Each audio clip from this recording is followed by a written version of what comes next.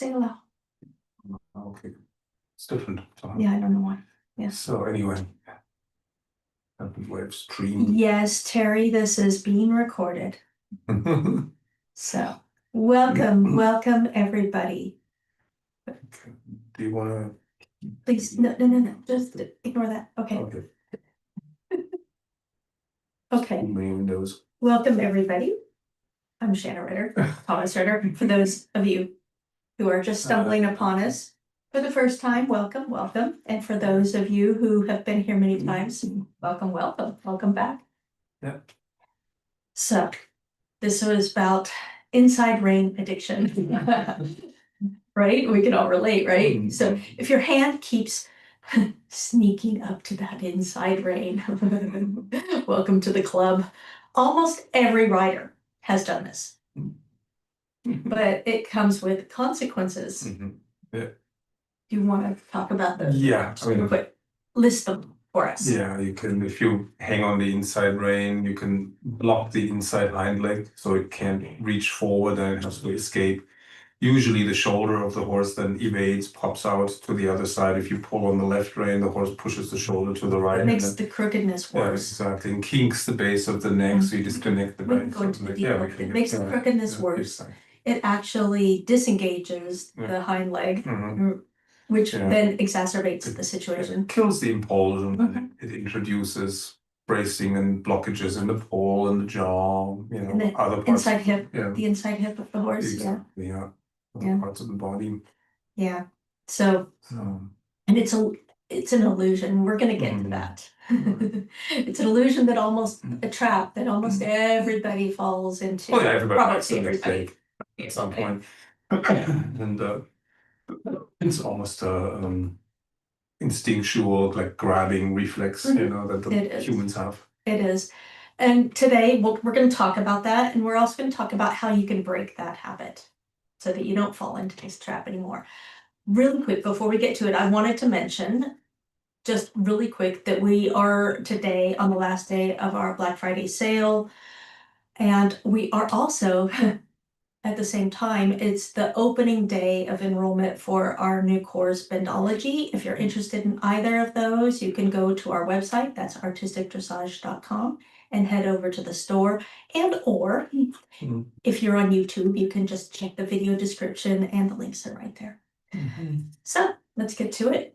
Yeah. So why do riders get addicted to the inside rein? Yeah. I think, part of it is that as humans, we're very hand-oriented, right? That's where we have the most nerve endings, and with our 10 fingers and 2 opposable thumbs, we can just do a lot. And in the rest of our lives, that serves us well. And in riding, it doesn't. But it's hard then to stop it, right? And I mentioned the grab reflex. It's like babies have that grab reflex, and I think some of us never lose that. So, or it's still there under the surface. And most riders are taught also right from the beginning to turn with the rein. I mean, how many of you were taught that? I certainly was, and I actually even certainly teach it because you can't actually discover the nuances of turning right from the beginning. It's like you go through layers of development as a rider. So we're taught right at the beginning to turn with the inside rein. It's hard to break that habit. And bending too. When people talk about bend, or when teachers tell students that they need to bend the horse more, I think most of them just think of the neck, and so they pull on the inside rein to bend the neck. And that has a cascade of problems that it causes. For sure. And because creating good bend is a little bit more complex, so it takes a long time before people learn how to do it, before they understand it, before they can physically do it. And so that's why that pulling on the inside rein is a shortcut for that, until people know better. And until they've developed a coordination to bend the horse with their whole body. But riding with the whole body is the goal, but that of course takes many years. Takes a while to get there. And you have to develop nerve endings in places where maybe you never had any, or you have to develop feel in body parts where you never had feel. And so that the hand dominates. Yeah, I think that's just unfortunately natural for humans, and we have to unlearn that. I mean, there's Otto von Monteton, a 19th century author, always used to say that the natural human does everything wrong. Right? If you just follow your natural reflexes, instincts, they often make you do the exact opposite of what you're supposed to do on a horse, like turn with the inside rein or lean forward, when you feel a little insecure and things like that, or take your leg off when the horse is hot.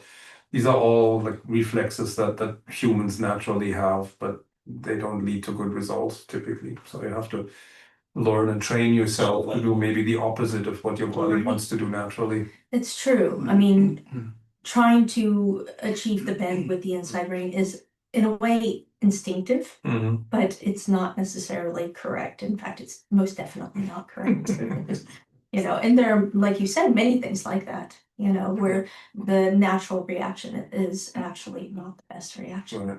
Exactly. Yeah, there's a bunch of those. Or when the horse gets hot and wants to run, and you grab the reins and try to hold him so he doesn't run, and then they run faster. As a result, it's another one of those. Or you're grabbing the neck, clinging to be forward. We talked about these. Yeah, very, very common. Been there, done that. Yeah. Got the I had to t-shirt. train myself not to do it anymore. Yeah. It took a while. And you can too, though. That's the thing. You can unlearn all of these things. And then, so in the classical dressage training context, where does the inside rein, using the inside rein to achieve bend, where does that fit into that? That's the funny thing. The inside rein is the least important aid of all. It's a little counterintuitive maybe, but you really hardly need it at all. I mean, turning comes from a rotation of your body, and then the outside knee and rein turn the shoulder and so on. And your lower legs keep the hind legs under the body so that you can turn, because if they're out behind or off to the side, you can't turn. Especially if the inside hind leg is off to the side, then the horse becomes unsteerable, and then he'll just throw the shoulders out. And with the inside, I mean, when everything else is in place, you can sometimes position the skull a little bit to the inside, or you can a little bit of flexion. You can test the suppleness of the neck by, for example, you can take your inside rein, move it a little sideways to the inside, and the outside rein can become longer or shorter and determines which part of the neck actually yields to the inside rein, right? The longer the outside rein, the more the horse will bend the entire neck, and the shorter the outside rein, the more you can limit the flexion just to the paw, which is usually by nature the least supple part of the neck, but you can find where resistances are, where blockages are by playing a little bit with positioning and then straightening again, and positioning and straightening again, so that the outside rein, you could give a little, then you shorten it a little bit, and then check vertebra by vertebra almost which part of the neck can flex, which part cannot flex laterally or bend laterally. But that's a specialty case, right? And normally the inside rein is really the least important one of them all. I mean, reins not only have a bending function or a half halting function, they can also frame the shoulders. So that's an important function. And if the horse falls on the inside shoulder, you could use your inside rein to nudge the shoulder out again together with your inside knee, for example. So that's a whole different story, that the rein can talk to the horse's shoulders and base of the neck, rather than the paw or the mouth or the hind legs or so. So the reins are actually very versatile. You can do a lot of different things with them. You can even elevate the horse with the rein. If you have a good seat, if you have a strong, well-connected seat, you can lift the whole forehand up with a little lifting rein head. So that's a possibility. But let's circle back to this though, because you get off on it. Always do it. That's what happens when you're passionate about what you do. Okay, I wanted to talk a little bit about the illusion of control, because I think that is a big one for a lot of us. It certainly was for me. I will speak from my personal experience, that I felt like I had more control if I bend with the inside rein, Mm. and whether you want to call it pulling or flexing, or, you know, some people call it playing with the inside rein, squeezing, you know, all of these things, it gives a false sense that you're doing something, but it's actually not doing what you want it to.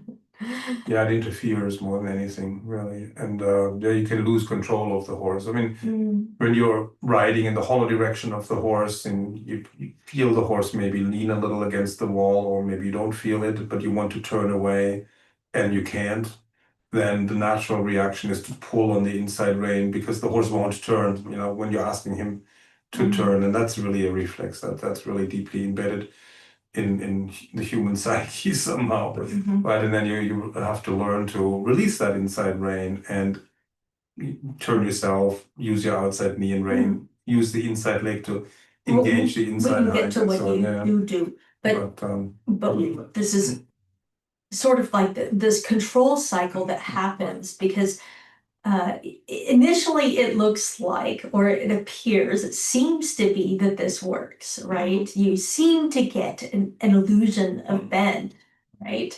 And so you think it works. So it exacerbates this cycle where you're actually preventing the horse from achieving correct true bend by doing this, but it's hard not to do it because it seems like it works. It's actually not. And then for many riders, this inside rein becomes like a security blanket every time they're nervous or scared or tense or anything. They grab that inside rein. I've taught so many riders that as soon as they tense up about anything, you know, all of a sudden they're grabbing that inside rein all the time. And riders that had, you know, it's something that comes up when you're stressed too. Riders that had gotten over it, you know, as soon as they would get to a show, you know, and they're suddenly nervous and anxious, their old bad habits come back in. So this is not to say that you're doomed, you're never going to get over it, but that you're human. You're human and we're all human. And if you're struggling with this, it's okay. Everybody struggles with it. It's really, really normal, but you can unlearn that and relearn what to do. Yeah. Train yourself, just like you're training your horse, you have to train yourself too. So you already started some of this. What happens to the horse when you overuse the inside rein? Let's go in depth into that a little bit so that people understand the biomechanics involved. So the neck bends, but the body is not bending. And not only that, the neck is bending where? Well, it's just at the base. Yeah, the base of the neck. So especially right, so just in case anybody doesn't know what we mean by the base of the neck, we sometimes get stuck in our terminology. So the base of the neck is right where the neck joins the shoulder, right? It's supposed to be the widest point of the neck. It isn't always. The horses that don't have correct muscling. But in a correctly muscled horse, the base of the neck is the widest and it becomes narrower. And so that's though when the horse is bending at the base of the neck, they're not going to develop those muscles at the base of the neck. Yeah, you disconnect the energy flow from the hind legs to the reins and back. And by nature, the base of the neck is usually the most flexible part of the neck for most horses, and the pole is usually the least flexible part of the neck by nature, and we need it the other way around. Strangely. Yeah, we need the base of the neck to be stable, and it needs a solid connection to the shoulders, and then towards the top it needs to become narrower gradually and more supple. It's like a tree branch, right? That should be the thickest where it comes out of the trunk, and then it should get narrower towards the leaves, and it becomes more elastic. If it were the other way around, it would break off and fall down, right? So especially when there's wind.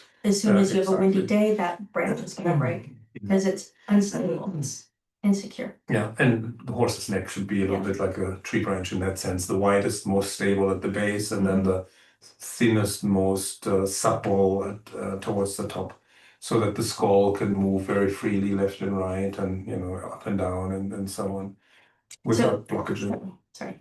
Yeah. So it creates this false bend. That's what we mean when we talk about a false bend. That's when the horse is not really bending. It's just they're like It's a kink in at the base of the neck. And you've probably noticed this on horses that you've seen or horses that you've ridden. I'm sure you have, if you've paid attention. Yeah, and the energy tends to leave the horse's body at that break. It's a sort of a false bend. It's like a garden hose that has a hole, and then the water exits through the hole, and it doesn't make it to the front of the garden hose with the nozzle. Yeah, because the outside shoulder falls out. Yeah. So that's the next part of this biomechanics sequence that happens. The horse overbends at the base of the neck, the outside shoulder falls out. So then you have no chance of attaining any straightness. And when this happens, the horse loses balance. Their balance is now swaying over to the outside shoulder, and then they often lose energy through this false bend, especially horses who are a little bit sluggish. It's like a kink, or not even a kink, a hole in the hose. And you're trying to get enough water pressure to really, like when you want to spray something, right? With the hose, you're trying to get enough water pressure, but if there's a little hole somewhere further back, you're not going to get enough water pressure. And that's what's happening when the horse is falling out of the shoulder, bending at the base of the neck. That energy leaves. Yeah, the inside hind leg then doesn't step under the center of gravity or towards the center of gravity anymore. It kind of goes sideways, it moves next to the body, next to the center of gravity. And that's part of why you lose power. You're feeling like you're driving a V8 that only fires on 2 cylinders, and it's not going anywhere, right? So that has to do with the hind legs no longer tracking towards the center of gravity. And then the horse leans on the outside shoulder in that case, trying to get away from that unpleasant feeling on the inside rein. And the horse rotates underneath you, and then it can lead to you not being able to steer anymore. Or the horse can only turn towards the stiffer side where the shoulder gravitates, and you can't turn the horse towards the hollow side. Yeah, it also blocks the inside hind leg from engaging. So in effect, it actually disengages that inside hind leg, which is actually the exact opposite of what you need in order to achieve correct bend. We're going to get to what you do need to do to get correct bend. But when you're using the inside rein, it actually blocks the inside hind leg from stepping under. That's engaging. And it creates stiffness in the horse's inside hip as well. So the horse can even get stiffer, harder to sit, heavy, definitely crooked, crooked. And it creates this downward spiral where it just gets worse and worse and worse. The rider then uses the inside rein more, and it gets worse. And, you have to interrupt this cycle. And then the other thing is that the horse will often brace in the jaw as a consequence of this misalignment that happens throughout the horse's whole body. So the poll braces, the jaw braces, the poll braces, the hip braces, and it then affects the entire top line of the horse.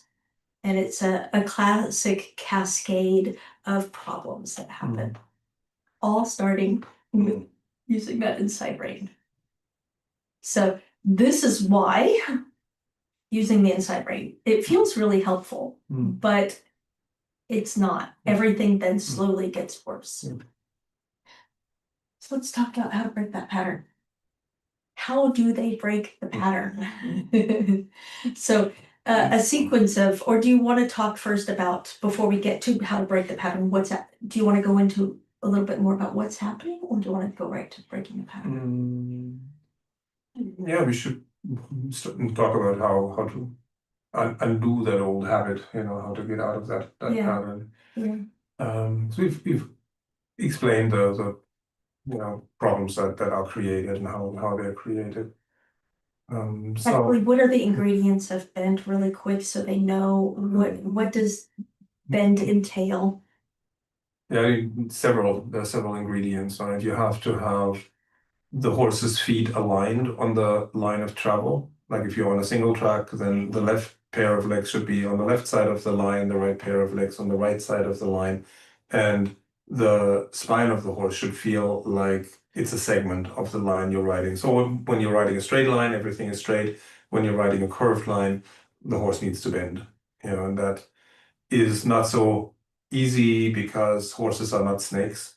So they can't just, curl, their spine sideways like a snake. But the correct bend in the horse's anatomy is complex. It's a mixture of lifting the, thoracic and lumbar spine and rotating the vertebrae, and they bend laterally as far as they go. The ribs on the outside have to expand a little bit and stretch, and on the inside the ribs get pushed together a little bit. So there's a lot that goes into it, and you need a horse with supple hips and shoulders, a supple rib cage. That's super important, that the horse can swing the rib cage like a pendulum, that the back can rotate, the vertebrae in the back can rotate left and right. The horse needs to be balanced. There has to be, supple and straight. And the funny thing is that it's chicken and egg situation. A horse that doesn't bend is very difficult to keep on the line, on a curved line, especially with his feet, right? But a horse that is crooked and it's hard to align, will also be very difficult to bend. So you have to kind of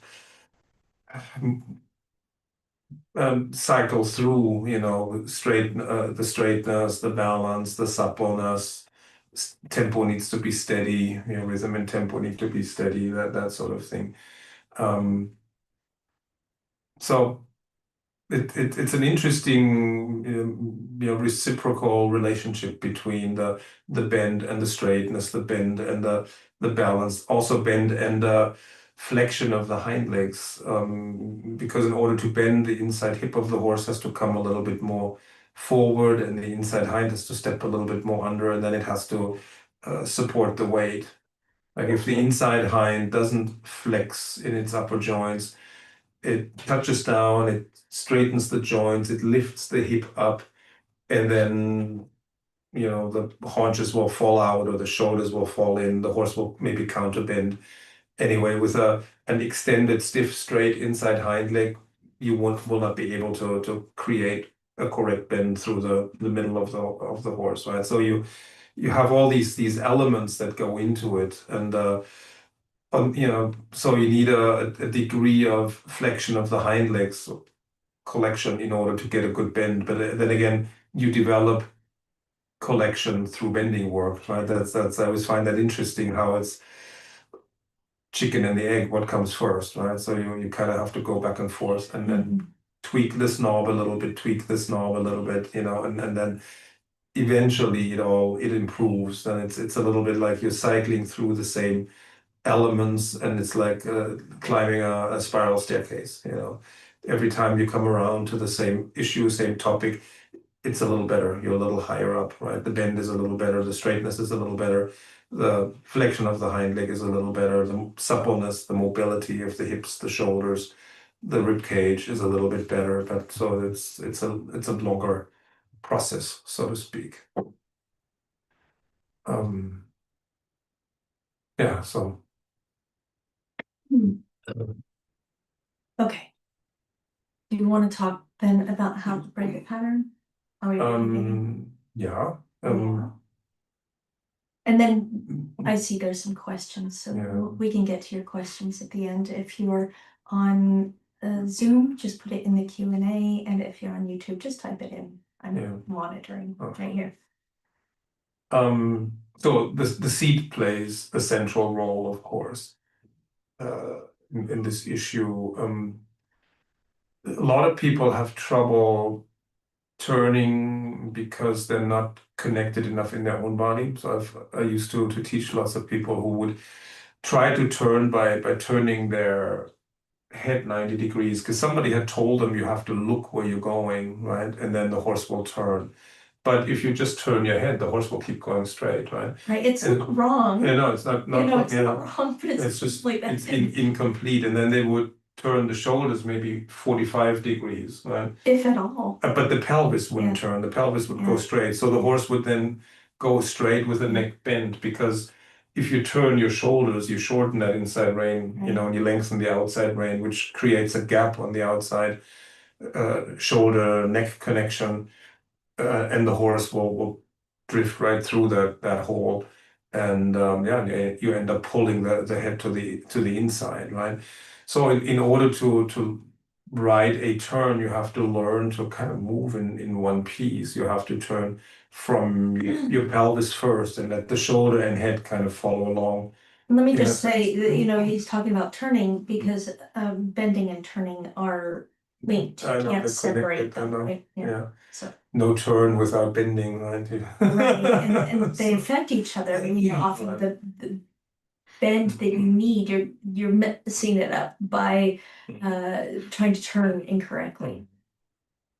Yeah, and you know, in my own past, when I had trouble turning, it was always in the hollow direction, especially where sometimes the horse would get stuck to the wall. I couldn't turn. Normal. Yeah. And I discovered at some point that all my turning aids will be useless if I don't have that inside hind leg enough underneath me. So for me, then I decided that my turn or the turning aids have to begin with my inside leg, bringing the inside hind under. And then once the inside hind leg touches down closer to my seat or closer to my inside seat bone, then I can turn with my body and my outside knee and rein and so on. And I visualized it like a door, right? The door has a hinge, and the body of the door kind of moves around that hinge, and my inside hind leg is like that hinge. If the hinge is gone, I can't turn the horse. I can't move the door. So that actually made a big difference when I began turning. Not with any rein aid or upper body aid, but really inside leg, bringing the inside hind under and then catching that with my outside rein, knee, thigh, lower leg sometimes.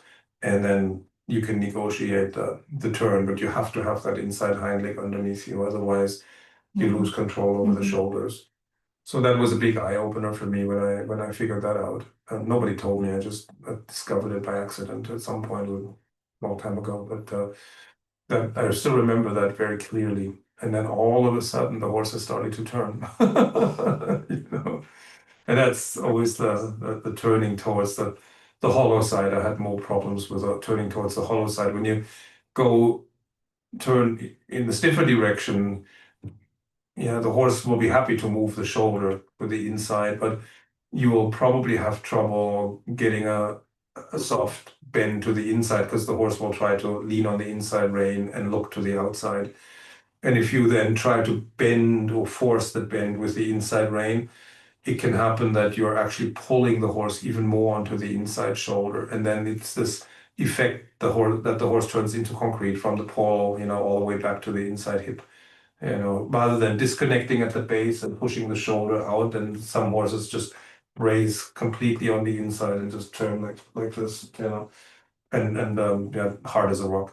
So with those horses, you have to get the weight off of the inside shoulder and onto the outside pair of legs, so they get a little bit of enlarging and things will help. And then as the weight is shifted onto the outside pair of leg, the horse can relax the muscles on the inside, and then he gradually can start looking towards the inside and bend towards the inside. So the ability to transfer the weight from one side to the other, and support, so that the horse can support himself more with the left pair of legs or more with the right pair of legs and can move back and forth.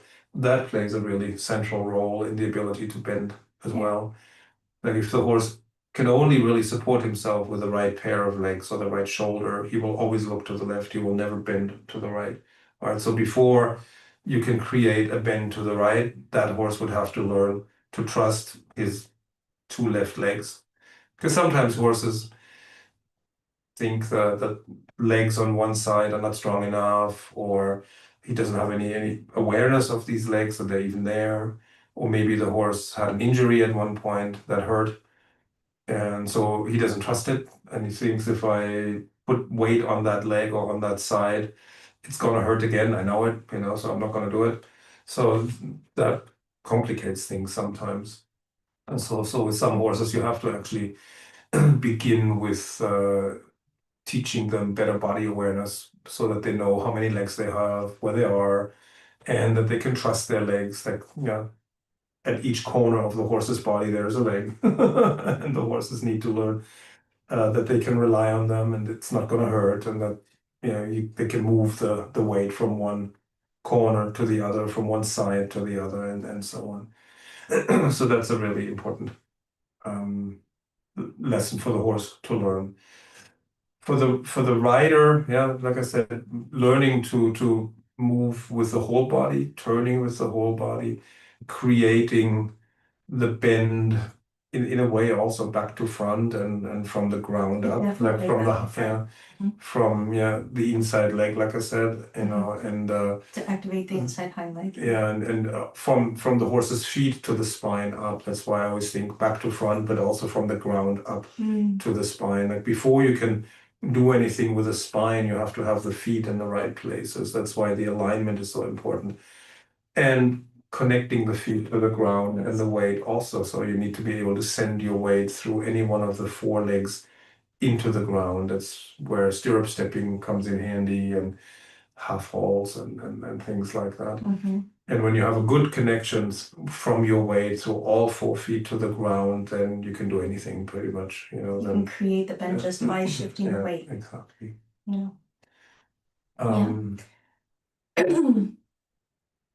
you want to continue with the breaking pattern? Überstreichen. Überstreichen. That's what I wanted to get to. Yes, giving of the inside rein. Release the inside rein. I mean, that Überstreichen, it was invented as a test, like, because if you disconnect the inside rein, you can see whether the bend is correct or not. Because if you release and the horse immediately looks in the other direction, then the bend wasn't correct. Then you didn't create it with the whole body, you created it just by pulling. Yes. If you can give the rein, the inside rein, and the horse maintains their bend, then you know that you weren't achieving it with just the inside rein. Exactly. Or if you release the rein and the horse goes upside down, then you were holding the head down with the reins, and you were not riding. The horse was not on the seat. Yeah, exactly. Yes. So that's why this was invented, and that's why it's in so many competition tests. It's a great test, but you can use it not just in a competition, right? It's really, really useful to use all the time to check your bend. And also the horses generally like it. It doesn't have to be, in the test, it's big, this big dramatic Überstrike, and you give the inside hand really forward. It doesn't have to be so dramatic. It can be, but it doesn't have to be. Exactly. It can be nuanced, right? It can be just a relaxation of the muscles of your forearm, wrists, fingers.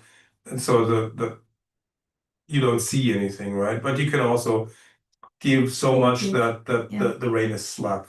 That's very clear too, and then you reconnect.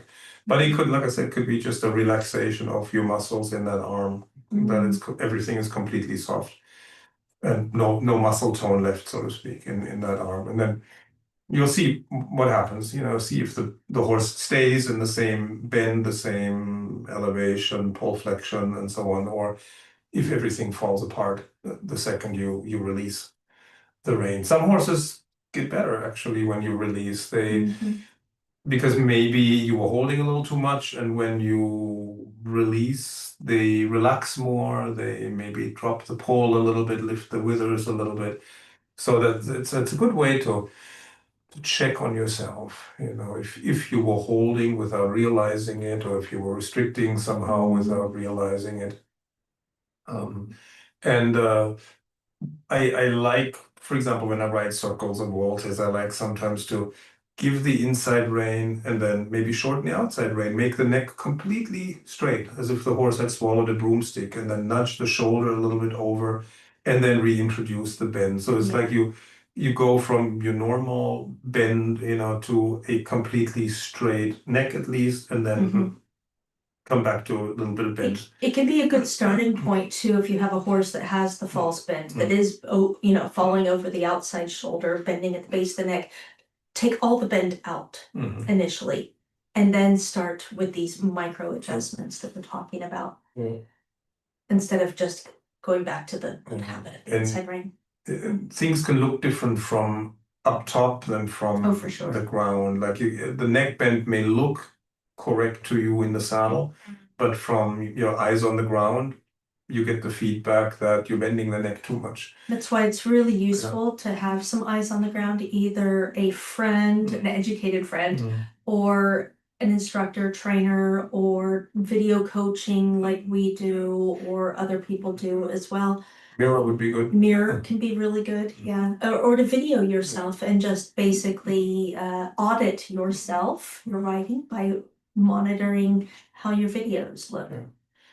Yeah, and then if you're not really sure, then this straightening the neck completely and then reintroducing the bend is a good way of trying to find out how much do I need to bend so the neck bend matches the rest of the body and it matches the line I'm writing, right? So if you're not quite sure how much do I need or is it too much already, you could do that, straighten and then bend and straighten and rebend, so to speak. So that and then gives you more control over the outside shoulder for especially going in the hollow direction. The outside shoulder always likes to bulge, always likes to lean through it, and then by straightening the neck or even counter bending, you could sometimes counter bend a couple of strides, and then you can get that shoulder back in line, and then you keep the shoulder, and then you see if you can get the neck and the paw again to bend to the inside like it's supposed to. Not too much, not too little. And a nice little trick, if you already ride some shoulder 4 or you've been playing with it and you understand the mechanics involved, you can use this to help you to maintain a better bend through your turns by riding a few strides of shoulder 4. It doesn't even have to be perceptible, right? It can be very subtle, like a homeopathic, meaning a small dose, a micro dose of shoulder 4 right before and into your turn or bend or whatever you're doing, because this really, really activates the inside hind and really confirms the bend through the horse's body. And it tends to make the quality of your turns and bends much better. Yeah, what's also really educational is if you take the reins in one hand, because then you can't pull on one rein, right? You have your hand above the withers and then you have to adjust the rein length and see if you can turn, see if you can create the bend without big rein participation, right? If you can do it more from your leg and seat and weight, the rotation of your pelvis, that's a really good thing to do periodically. I like riding with the reins in one hand because of that. Another thing that I just thought of that would be helpful and in a way educational in that sense is to ride figure eights where you change from one volte or circle into the next one, but you keep the old bend. And then maybe halfway through the second volte, you bend to the inside. And then so it's always half a volte in the counter bend, half a volte with a true bend. So that also teaches horse and rider that you can change direction without changing the bend, and you can change the bend without changing direction. Like normally in the early stages, everybody changes direction and changes the bend. It always comes together somehow, right? And but it doesn't have to. You can ride your horse with a counter bend, or you can change the bend without turning the shoulders in the opposite direction and so on. And it's good to explore that together with a horse. And I find that these little bit counter bend and then a little bit in bend to the inside also gives you a better feel for what is the correct bend for this line that I'm riding, and maybe gives you a better feel for where the hips and the shoulders are as well. Because you're turning the shoulder, but you're not changing the bend, so you're focusing on one piece of the horse at a time for a couple of strides, and then you cycle through them, and then you get a better big picture, I think. So definitely. Okay. Next section we could go into is the common mistakes to avoid as you're trying to retrain yourself not to use your inside rein. Things that we've seen riders do, they overcorrect by throwing the inside rein away all the time. They just toss it away. And that's counterproductive too. Yeah. The other one is to just, okay, if I can't use the inside rein, I'm supposed to use the outside rein, and then they lock it. It becomes not even, I mean, a good outside rein will provide a nice boundary. It will frame the horse and has a conversation with the horse. But they seesaw conversation, it becomes a rock wall, cement wall, not even rock, cement wall, and then there can be no conversation, there's no receiving, there's no giving. The outside rein, even though it's there framing, it's still, it can give too, it has a conversation with the horse. And then some people think that they have to then, okay, I have to use my inside leg then and force my horse over with my leg, that it's about my leg pushing the rib cage over. And the rib cage does need to yield, but you don't do it with the strength of your leg. Your horse is way stronger than you are, I guarantee you. Your leg cannot push that horse over. And then you're gonna say something. I can hear you. You're about to say something on that one or on the next one. Because I have a list of points. Yeah, I mean, it's related. I think a lot of people begin their aids with the rein because they're most aware of their hands, much more so than their seat bones or pelvis or legs and so on. So you can train yourself to begin with a leg aid, for example, like the inside leg, or sometimes the outside lower leg is good too. If the outside hind leg strays, then you want to bring the outside hind leg under the body more. But if you begin with the leg, with the idea of bringing a hind leg up more under the body, and then you can use your seat and maybe sit on that hind leg and try rotating your pelvis and so on, and then eventually you the impulse of the hind leg arrives in your fingers, so then you, after the leg and the seat, you can do something with the rein. That's generally a fairly safe sequence, whereas if you begin with the rein, the horse may get behind the aids, he'll curl up maybe, or he'll get behind the seat and then he'll fool around and start bucking or rearing or something because he's completely behind the leg and the seat. So if you just as a rule of thumb, leg, seat, or seat plus weight, and then the rein at the end. That's a good mantra Yeah. to have in your head when you're riding. Really good. Yeah. I remember for a while I would just run this through my head. I like checklists. We could, in fact, that was a topic I was thinking we could do it one of these nights. If you guys are interested in that, on checklists. Yeah, if you guys are interested in that, it's one of the ones that I was thinking that would be a good one to do, because checklists, I've always relied on checklists. But anyway, back to what we're talking about. The other one is, people think that they can just fix their hands, but the hands are sometimes, using the hands are a symptom of other things happening, that other things are not happening that should be happening. And especially that you're not using the seat the way you should.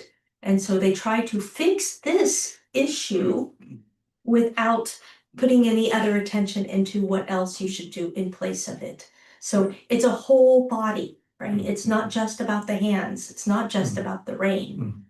It's the whole body, your whole body, your horse's whole body. So you have to actually address what's happening in your seat, in your legs, how you use your legs, how you use your seat, how all of it works together. It's a very whole body, whole horse. Yeah, what used to help me too is to think of my hands as being a part of the pelvis and not separate or not part of the shoulder. So if I visualize, like through the pelvis to elbow connection, that the reins are attached to the top of my pelvis, then and I would visualize the reins and my forearms being the same thing, one and the same. Yeah. And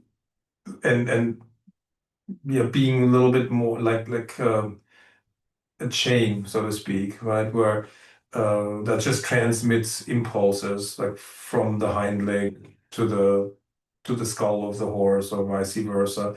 So then it made me less handsy in a way. It made my hands more passive. And this idea of having the rein attached to the pelvis and then initiating rein aids from the pelvis somehow, from the muscles around the lumbar spine, um, gave me a better connection from seat and weight to the rein. So the rein is not detached and doing its own thing, because horses don't like that. If the rein aids are not supported by your seat and by your body weight, horses can get very angry. So, whereas if Irritated. if the your seat is the origin of the aid, and then your forearm, hand, rein is just sort of the transmitter, like a cable transmitting electrical impulses, then your rein aids are a lot more acceptable to the horse. They make a lot more sense It to the makes horse. sense. Yeah, that's exactly. So that's a big thing, that everything should start in the center of your body and then emanate from the center to the periphery. So Yeah, so what does it feel and look like when they've got this right? So what are the results? Success. Yeah. The horse becomes lighter, especially on the inside rein. That, like we said, you can do an overstriking where you can give the inside rein and the horse doesn't just immediately bend the other way. Turning becomes easier. For me, it often feels like the horse glides as if they had wheels instead of legs. So wheels that roll instead of legs that stomp. Right? When you have a stiff, unbalanced horse, it gets hard nice and stompy. And then a good, well-balanced horse feels like it rolls, and it often they feel like a ball that you can roll left, right, forward, back. And you can roll the ball from your inside aids to the outside aids and back. Or sometimes it feels like a train on tracks, right? Where I visualize the engine of the train as the skull of the horse, right? And then each car of the train is one of the vertebrae, and I visualize kind of each car of the train going into a turn and then coming out of the turn. And so it feels like the horse very in a very supple way kind of enters the turn and comes out of the turn. It's just like this little train where you feel like all the vertebrae can move separately. And it feels like the horse wraps around your inside leg. If you've ever heard that expression before and not been able to relate to it, you know it when you feel it. When you're going through a corner, for example, and you can just feel that the horse is gently wrapped around your inside leg. It's not your inside leg pushing the horse. Your horse is really just gently, like almost hugging it. And also, it can feel like you notice that the shoulders stay better aligned because you no longer have this crookedness of the horse falling out of the outside shoulder. So it's easier to catch the outside shoulder. It's easier to then, of course, start riding more lateral movements or better quality lateral movements when the bend is better, when it's more correct. And the funny thing is, riders often have to return over and over again to work on the bend. It's not just a beginner thing, right? You think it is because, it's basic. Yes, it's somewhat fundamental, or it is definitely fundamental. It's somewhat basic, but it's one of these things, like many things, like straightness, all of these things, thoroughness, that we return to over and over again. And with new eyes, new understanding, new experience, you see it differently and you can refine it better for better nuance. So you don't stop. You don't know bend once you've been able to bend your horse. You don't stop working on improving the quality of the bend at the training or first level. It's all the way through the training that you're working on improving this. And you also, it feels like you're in the center of the horse. You no longer feel like you're getting pushed to the outside, or your horse is sticking the inside hip up and like ramming your right hip up, right hip. That's my right hip, your inside hip up. you no longer feel these things. It feels effortless.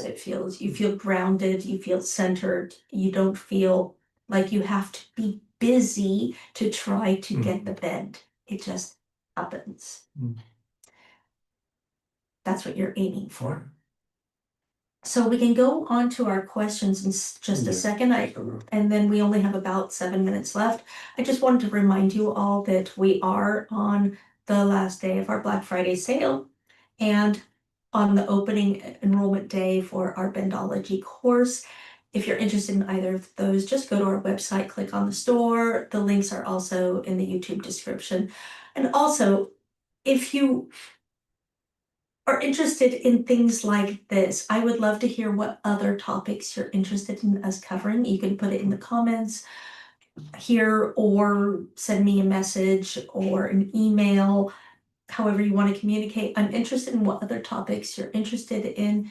If you like what we're doing here and you want more on contact and straightness and all of these various elements of training, let me know. So let's get to the questions. Yeah. So Joanne was the first one. She said, should you always have a similar weight in both outside and inside rein? Sometimes I feel much more in the outside and very little in the inside rein. Joanne, is that on both directions? Probably just in one direction. Most I would likely. think, yeah. Most likely. That's usually, I would think, in the hollow direction. And if you have a lot of weight in the outside rein, nothing in the inside, then the horse is pushing through the outside shoulder. It's probably not aligned quite right on the line. Either the shoulders drift out or the haunches drift in a little bit, and that creates an imbalance, and the horse will lean on the outside rein and it stays behind the inside rein. So there you could, counter flex a little bit, shift the weight to the inside, maybe engage that outside hind with a little bit counter shoulder fore position, and then transfer the weight onto that. Once it's arrived under you, sit on it, try to change the bend again. You can also go play a little bit with then moving the shoulders a little bit to the inside, or if you go begin with your counter shoulder fore position, rotate the horse so that the haunches have a slightly larger circle. So now it's a bit of a renvers position, and then change the bend to the inside. So playing around with that, shifting the weight to the inside, engaging the outside hind leg, rotating the horse a little bit, and shifting the weight to the outside hind leg, changing the bend. It's a back and forth. So you're not statically trying to muscle the horse into a certain position, but you're just playing with the hips and the shoulders and the weight placement and the bend. And then the horse gets more supple, and eventually it won't be so difficult to bend correctly on a single track. And then the rein contact will be more even on both sides. More hollow, yeah, Joanne says, yeah. That's typical. Very normal. Yeah, Very normal. exactly. But it's fixable. Yeah, Totally. exactly. It's just training. Yeah. Yeah. Yeah, Sonia says, I have a question, but it's more regarding the outside rein. I sadly had to retire my warm blood that I was doing my rid of dressage courses with. I have a Western pleasure trained Mustang. I'm trying to teach him inside leg to outside rein. I'm learning as well. Don't consider myself any more than an intermediate rider. Question, do you have a course that teaches more on the outside rein, inside rein? Well, we have a course on contact and connection. We do have a contact and connection course available. It's right now available as a self-study in our course store. But we will be actually running a live version of that in the next year. Yeah.